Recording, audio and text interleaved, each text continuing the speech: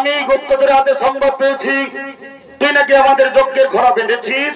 ওরে ভালো, ঘোড়া সামান্য ঘোড়া নয়, একে আমরা শান্তির উদ্দেশ্যে বিভিন্ন রাজ্যে প্রেরণ করেছি। ওরে ভালো, ওই ঘোড়াকে তুই ছেড়ে দে ভালো, ওই ঘোড়া তুই ছেড়ে দে বাবা।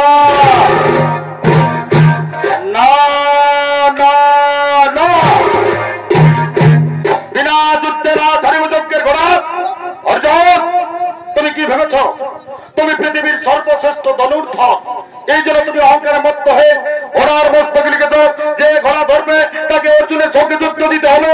যুদ্ধ করো অর্জুন, যুদ্ধ করো।